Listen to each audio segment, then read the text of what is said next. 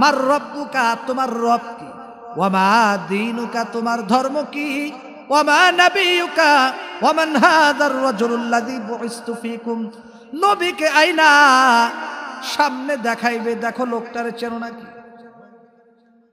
এবার ওই ব্যক্তি যদি দিনদার পরহেজগার হয়, নামাজি হয়, আল্লাহওয়ালা হয়, ইমানদার মুত্তাকি পরহেজগার হয়, এবার ডাক দিয়ে বলবে ইনি আর কেউ না, ইনি হলো আমার প্রাণ প্রিয় নবী, যেই নবী দুনিয়াতেও কাঁদছে এবং আখিরাতেও যিনি কাঁদবে, ইনি হলো বিশ্ব নবী মুহাম্মাদুর রাসূলুল্লাহ সাল্লাল্লাহু আলাইহি ওয়াসাল্লাম।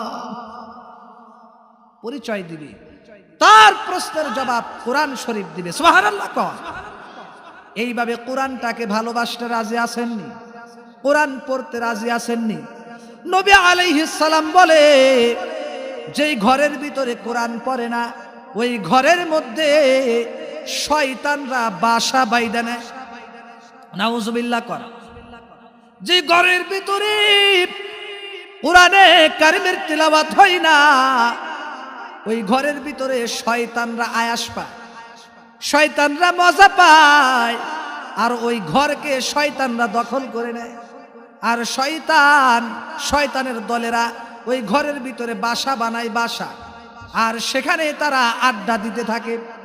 আর নবী বলে, যেই ঘরের ভিতরে কোরআনে কারিমের তিলাওয়াত হয়, কিতাবের তালিম হয়, জিকির আজগার হয়, কোরআনে কারিমের তিলাওয়াত হয়, ওই ঘরের ভিতরে আল্লাহ রহমত দিয়া ভরপুর করে দেয়। একটু আওয়াজ দিয়া কোন সুবহানাল্লাহ।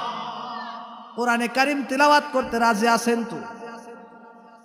না, দরকার নেই। কোরআনের তিলাওয়াত তো বর্তমান নাই, কমে গেছে।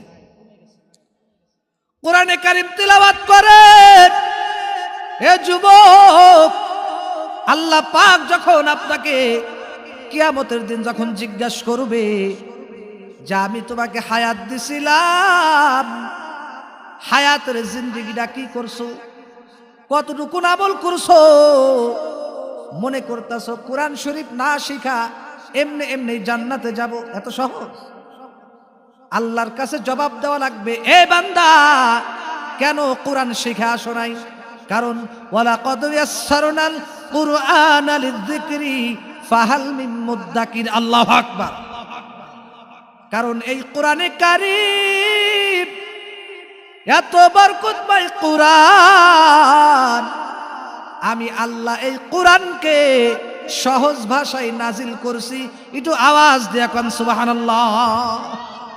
ইসলামের ভিতরে আমাদের পরিপূর্ণভাবে দাখিল হতে হবে। নামাজ পড়লাম, মিথ্যা কথা ছাড়লাম না। খুব ভালো করে লক্ষ্য করেন, ঘুমাই কারা? অনেকেই ঘুমাচ্ছে। এই ঘুমান কেন? ঘুমায়েন না। নারায়ে তাকবীর, লিল্লাহে তাকবীর। ঘুমায়েন না। আল্লাহ পাক আমাদের সবাইকে আমল করার তৌফিক দান করুন। সকলেই বলেন আমিন। রাত 11:30 বেজে গেছে, আর বেশি লম্বা করব না।